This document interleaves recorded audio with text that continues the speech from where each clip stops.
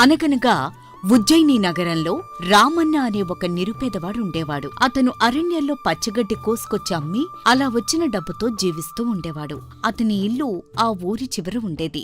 తాను రోజు గడ్డి అమ్మగా 2.5 అణాలు వచ్చేవి. అందులో 2 అణాలు తన తిండి వగైరాల క్రింద ఖర్చు చేసి మిగిలిన అర్ధణాకాసును ఒక మూతి కట్టిన కుండలో వేస్తూ వచ్చేవాడు. ఏటో ఎవరికోసం ఈ డబ్బు దాయలో తెలియట్లేదు. నాకా పెళ్ళం పిల్లలు బంధువులు ఎవ్వరూ లేరు. ఆ దేవుందై వల్ల చెప్పుకోదగిన కష్టంగాని సుఖంగాని నేను అన్నాడు ఎరగను అని అనుకుని తన దగ్గర మిగిలిందంతా ఆ కుండలో వేస్తూ వచ్చేవాడు రామన్న. అలా కొన్ని పుష్కరాల పాటు ఇదే విధంగా జీవించి ముసలివాడైపోతాడు రామన్న. అతని కుండ కూడా అర్ధణాకాసులతో పూర్తిగా నిండిపోతుంది. ఒక రాత్రి రామన్న ఆ కుండలోని కాసులన్నీ నేలమీద పోసి అది చాలా పెద్ద కుప్పగా ఉండటం చూసి ఇలా అనుకుంటాడు. ఏటి నా జీవిత కాలంలో నేనెంత డబ్బు పోగు చేసినా అయినా ఈ డబ్బుతో ఇప్పుడు నేనేం చేసుకోవాలా? పగలంతా పని చేసుకోవడం, కడుపు నిండా తినడం, ఇక రాత్రికి కంటి నిండా నిద్రపోవడం. ఎంతకు మించి నాకే కోరికలు లేవు కదా. మరి డబ్బుతో ఏం చేద్దాం అబ్బా? రేపు ఉదయం లేచి ఆలోచిద్దాంలే. ఏకి వాళ్ళకి నిద్రపోదాం అని ఆ రాత్రికి పడుకుని నిద్రపోతాడు రామన్న. ఇక అతనికి తెల్లవారుజామున లేవబోయే ముందు ఒక కల వస్తుంది.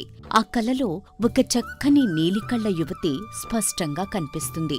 రామన్న నిద్ర లేచాక కూడా ఆమె ఆకారం అతని కళ్లల్లో మెదులుతూనే ఉంటుంది.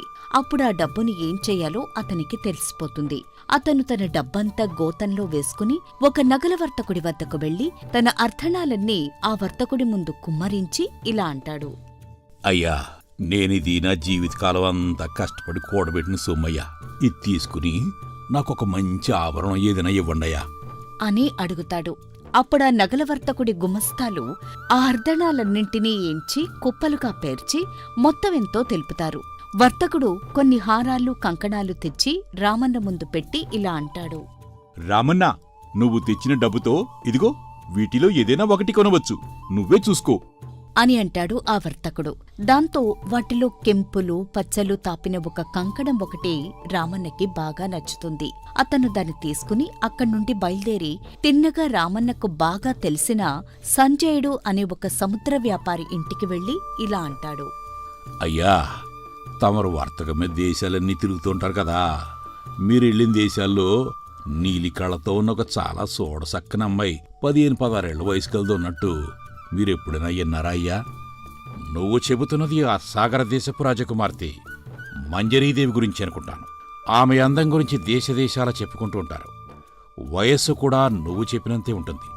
అంతేకాదు, ఆమె చాలా మంచిదని, ఆమెలో ఏ కోశాన అతిశయము అహంభావము లేవని అంటారు అని అంటాడు సంజయుడు. దాంతో రామన్నకు పరమానందమవుతుంది. అతను తాను తెచ్చిన కంకణం సంజయుడికిస్తూ ఇలా అంటాడు. సరేనయ్యా, తమరు ఈసారి ఆ సాగర దేశం మీదుగా వెళ్ళేటప్పుడు ఈ కంకణాన్ని ఆ సాగర రాజకుమార్తె గారికి ఇవ్వండియా. అయితే దీన్ని ఎవరిచ్చారని అడిగితే మాత్రం ఆ వివరాలు ఏం చెప్పద్దయ్యా. నేను పైవారంలోని నా ఓడతో ఆ దిక్కుగా బయలుదేరి వెళ్తున్నాను. తప్పకుండా ఆమెకు ఇది అందజేస్తాను. కాని ఈ బహుమానానికి ప్రతిగా రాజకుమార్తెను ఏమడగాలి? వద్దుద్దయ్యా, ఏం అడగాల్సిన అవసరం లేదు. ఈ కంకణం ఆమెకి చేరడమే నాకు కావాల్సింది. అంతకు మించి నాకేటొద్దయ్యా అని అంటాడు రామన్న. దాంతో సంజయుడు ఆ కంకణం తీసుకుని ముందుగా అనుకున్న ప్రకారం ఓడలో బయలుదేరి దారిలో అనేక నగరాలలో పర్యటించి కొద్ది వారాల్లో సాగరదేశం చేరి ఆ రాజకుమార్తె మంజరీదేవిని దర్శనం చేసుకుని ఇలా అంటాడు. యువరాణి వారికి నమస్కారం. దీనిని ఒక వ్యక్తి తమకు కానుకగా సమర్పించమన్నాడమ్మా అని అంటూ రామన్న ఇచ్చిన ఆ కంకణాన్ని తీసి ఆమెకిస్తాడు. ఆమె ఆ కంకణాన్ని తన చేతికి తగిలించుకుని, ఇది నా చేతికి సరిగ్గా సరిపోయింది, పైగా చాలా అందంగా కూడా ఉంది. ఇంతకీ ఇది నాకిచ్చిన ఆ వ్యక్తి ఎవరు? క్షమించాలి యువరాణి, ఆ వ్యక్తి పేరు బయటపెట్టడానికి నాకు అనుమతి లేదు. అతని పేరు ఇప్పుడు మీకు చెప్పలేను అని అంటాడు వర్తకుడు. దాంతో మంజరి ఆశ్చర్యపడి ఇలా అంటుంది. అదేమిటి, నాకింత విలువైన బహుమతిని పంపిన ఆ వ్యక్తి ఎవరో చెప్పకపోతే ఎలా? పోనీ అతను నా నుంచి ఏం ప్రత్యుపకారం కోరి ఈ కానుక పంపాడో అదైనా చెప్పండి. అతను మీ నుండి ఎటువంటి ప్రత్యుపకారం కోరుకోవటం లేదు యువరాణి. ఈ కంకణాన్ని మీరు స్వీకరించడమే అతను కోరింది. అయితే ఈ బహుమతిని పంపినవాడు ఆకాశరామన్నలా ఉన్నాడే. సరే అయితే అతను కోరనంత మాత్రాన నేను ఏమీ ఇవ్వకపోవటం భావ్యం కాదు. ఒక్క నిమిషం ఉండండి అని రాజకుమార్తె సంజయుడి చేతికి మేలైన వస్త్రాలు, చీనాంబరాలు, మరికొంత డబ్బు ఇస్తుంది.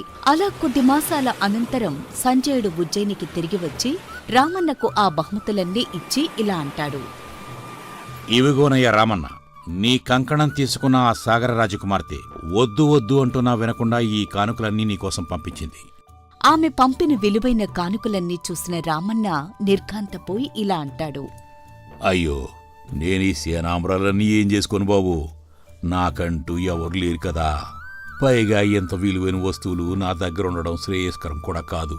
ఓ పని చేయండి బాబు, వీటిని సేకరించడానికి అర్హుడైన వాడెవరన్నా మీకు తెలుసుంటే ఇవి తీసుకెళ్ళి ఆయన గారికి ఇచ్చేయండి అని రామన్న మంజరి ఇచ్చిన బహుమతులు స్వీకరించటానికి నిరాకరించడంతో సంజయుడు కొంత ఆలోచించి ఇలా అంటాడు.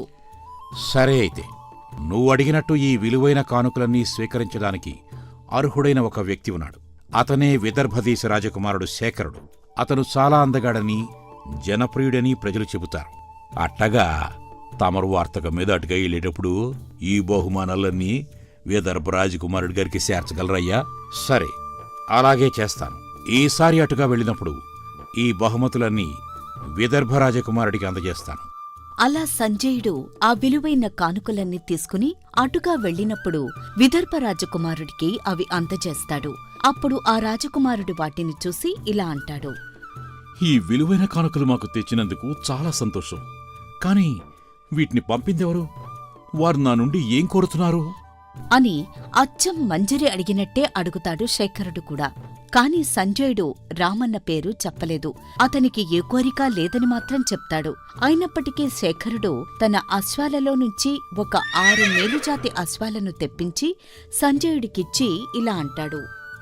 నాకు చీనాంబరాలు కానుకగా పంపిన వారికి ఇదిగో ఈ మేలుజాతి గుర్రాలను నా బహుమతిగా ఇవ్వండి. చిత్తం యువరాజా అని సంజయుడు వాటిని తీసుకుని మళ్లీ రామన్న వద్దకు వస్తాడు. అయితే ఆ గుర్రాలను చూసిన రామన్న మళ్లీ సమస్యల్లో పడతాడు. చివరికతను సంజయుడితో ఇలా అంటాడు. అయ్యా, ఈట్లో 2 తమరే ఉంచుకుని మిగిలిన వాటిని వీలున్నప్పుడు ఆ సాగర్ రాజకుమార్తె గారికి బహుమతి ఇచ్చేయండియా. వీటిని నేను మాత్రం ఏం చేసుకుంటాను చెప్పండి అని అంటాడు రామన్న. దాంతో సంజయుడు వాటిని తీసుకుని మళ్లీ సాగరదేశపు రాజకుమార్తె మంజరి వద్దకు వెళ్తాడు. అయితే గుర్రాలను తీసుకోవడానికి మంజరి సంకోచించి సంజయుడితో ఇలా అంటుంది. బాగుంది బాగుంది, మీరిలా విలువైన బహుమతులు తెస్తారు, కాని అవి ఎవరు పంపిస్తున్నారో చెప్పరు. ఇలా ముక్కు మొహం తెలియని వ్యక్తి ఏవో బహుమతులు పంపిస్తూ పోతే నేనెలా తీసుకుంటాను? కనీసం ఆయనెవరో తెలిసినా బావుంటుంది. అతని పేరు చెప్పలేను కాని అమ్మా, ఆ పెద్ద మనిషి తన శక్తికి మించింది ఏదీ మీకు ఇవ్వటం లేదని మటుకు చెప్పగలను. ఇక ఆపై నన్నేమీ అడగొద్దు అని అంటాడు సంజయుడు. అప్పుడు మంజరి తన తండ్రి శాంతనుడి వద్దకు వెళ్లి ఇలా అంటుంది. నాన్నగారు, నాకెవరో ఆకాశరామన్న నుండి తరచుగా విలువైన బహుమతులు వస్తున్నాయి.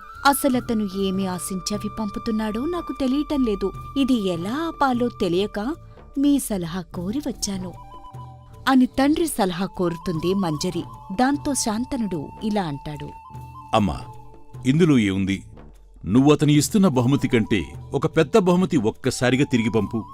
ఆ తరువాత అంతకన్నా తక్కువ బహుమానం పంపడానికి అతనికి మొహం చెల్లక అతనే విరమించుకుంటాడు అని మహారాజు సలహా ఇస్తాడు. దాంతో మంజరి ఆ ప్రకారమే ఒక పెద్ద భూషాణంలాంటి 10 డబ్బాల నిండా వెండి బంగారు నాణాలు వేసి తిరిగి అతనికి కానుకగా ఇస్తుంది. వర్తకుడు వాటిని తెచ్చి రామన్న ముందు ఉంచి ఇలా అంటాడు.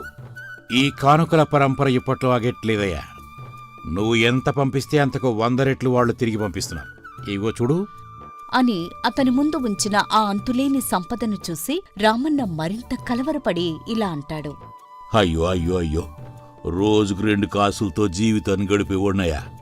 వీటిని నేను మాత్రం ఏం చేసుకోవాలి చెప్పండి?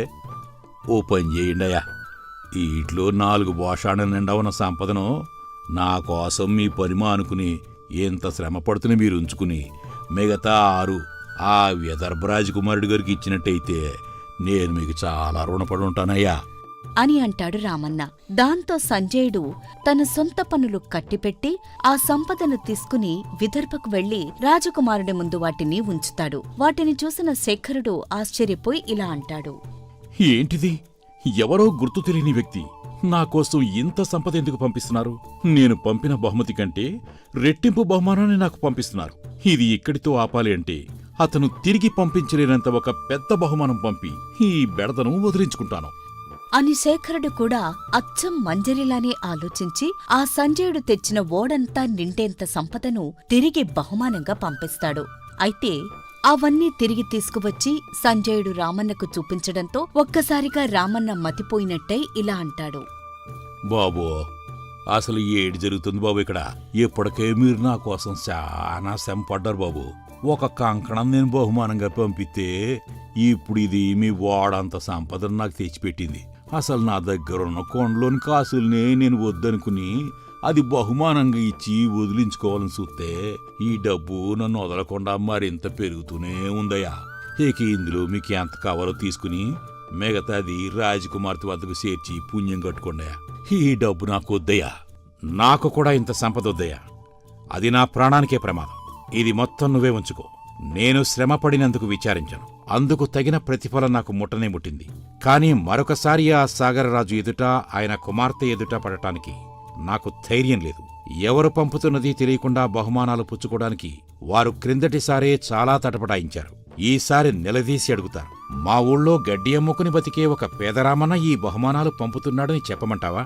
అలా అయితేనే నేను ఈసారి సాగరపురానికి వెళతాను అని అంటాడు సంజయుడు. అప్పుడు చాలాసేపు బుర్రగొక్కుని ఆ డబ్బును వదిలించుకునే ఉపాయం తట్టడంతో రామన్న ఇలా అంటాడు. అట్టా ఎందుకు చెప్పడం బాబు? అసలు ఈ సంపదంతా ఎవరిదో, మీరు యాడ్నించి తెచ్చారు మీకు తెలీదా బాబు? మీరెళ్ళి అదే విషయం ఆ సాగర దేశపు రాజుకు చెప్పండియా. ఆ తర్వాత మీకు నాకు ఏ శ్రమ ఉండదు బాబు అని అంటాడు రామన్న. దాంతో రామన్న ఉద్దేశం సంజయుడికి అర్థమవుతుంది. వెంటనే సంజయుడు సాగరపురం చేరుకుని వారి ముందు తాను తెచ్చిన ఓడలోని సంపదను ఉంచుతాడు. ఇక అవి తన కుమార్తెకు వచ్చిన బహుమానమని తెలుసుకుని సాగర్రాజు నివ్వెరపోయి ఇలా అంటాడు. అసలు వీటన్నిటినీ రాజకుమార్తెకు ఎవరు పంపుతున్నారో చెబితేనే గాని మేము ఈసారి స్వీకరించలేమయ్యా. మహారాజా, ఇంకా నిజం దాచడం నాకు కూడా సాధ్యం కాదు. నేను తెచ్చిన ఈ సంపదంతా ఆ విదర్భ రాజకుమారుడు శేఖరుడు గారు పంపినవే అని చెప్తాడు సంజయుడు. దాంతో శాంతను మహారాజు తన కుమార్తె మంజరితో రహస్యంగా ఇలా అంటాడు. విదర్భ రాజకుమారుడు నిన్ను పెళ్లాడగూరి రాయిబారిని పంపితే ఒకవేళ మనం పెళ్లికి అంగీకరించకపోతే తన పరువుకు భంగం కలుగుతుందని ఈ ఎత్తువేసి పంపుతున్నట్టున్నాడమ్మా. అసలు ఆ విదర్భ రాజకుమారుడికి నిన్ను పెళ్లాడాలని ఉండాలిగాని మనకు అంతకన్నా అదృష్టం ఉంటుందా చెప్పు అని అంటాడు మహారాజు. ఆ మాటకు రాజకుమార్తె కూడా పరమానందం చెందుతుంది. అప్పుడు శాంతనుడు సంజయుడితో ఇలా అంటాడు. ఇక నువ్వు వెళ్ళొచ్చు. ఆ విదర్భ రాజకుమారుడికి ఈసారి మేము కానుకను స్వయంగానే పంపుకుంటాం. చిత్తం మహారాజా, నేను కూడా అదే కోరుకుంటున్నాను. ఇక నాకు సెలవిప్పించండి అని మహారాజు వద్ద సెలవు పుచ్చుకుని చాలా సంతోషంగా ఉజ్జయినికి తిరిగి వెళ్లిపోతాడు సంజయుడు. తరువాత సాగరరాజు తన కుమార్తెను పరివారాన్ని వెంటబెట్టుకుని విదర్భరాజు వద్దకు వెళ్లి ఇలా అంటాడు. మీ కుమారుడు మా కుమార్తెకు పంపిన అమూల్యమైన కానుకలకు ఎంతైనా కృతజ్ఞులు. అవి ఏ ఉద్దేశంతో పంపడం జరిగిందో మాకు తెలియక మా శక్తి కొద్దీ ప్రతి బహుమానాలు పంపాం. అయితే క్రిందటిసారి మాకు వచ్చిన కానుక చూస్తే ఈసారి రాజకుమారుడు కోరినది స్వయంగా తెలుసుకుని మా శక్తికి మించని పక్షంలో సమర్పించుకుందామని వచ్చాం అని చెబుతాడు మహారాజు. దాంతో విదర్భరాజుకు ఇదేమీ అంతుపట్టదు. అయినా ఆ సంగతి బయటపెట్టక, మా యువరాజును పిలిపిస్తాను, మీరే స్వయంగా మాట్లాడండి అని అంటాడు విదర్భరాజు. ఇంతలో శేఖరుడు అక్కడికి వచ్చి మంజరిని చూసి ఆమె అందానికి ముగ్ధుడై ఆమె తండ్రి మాటలను బట్టి తనకు కానుకలు పంపింది ఈ రాకుమార్తెనని అర్థమై తనను పెళ్లాడే ఉద్దేశంతోనే ఆమె తనకు కానుకలు పంపి ఉంటుందని అనుకుని ఇలా అంటాడు. నేను మీ కుమార్తెను పెళ్లాడగొడుతున్నాను. ఆమెను నాకిచ్చి వివాహం చేసినట్టయితే అదే నాకు అన్నిటికన్నా గొప్ప కానుక అని అంటాడు శేఖరుడు. దాంతో వారి పెళ్లికి పెద్దలు కూడా అంగీకరిస్తారు. అలా అతి త్వరలోనే వారిద్దరికీ పెళ్లి జరిగిపోతుంది. అయితే తమ వివాహానికి మధ్యవర్తిగా పనిచేసిన ఆ ఆకాశరామన్న ఎవరో ఆ నూతన వధూవరులిద్దరికీ తెలియదు. ఆ వధూవరులు ఎలా ఉంటారో రామన్నకి కూడా తెలియదు. అతను ఎప్పటిలాగే రోజూ అడవికి పోయి గడ్డి కోసి మోపు కట్టి తెచ్చి అమ్ముకుని అందులో 2 అణాలు తన ఖర్చుకు పోగా మిగిలిన అర్ధణ మళ్లీ వెనకయటం మొదలుపెడతాడు.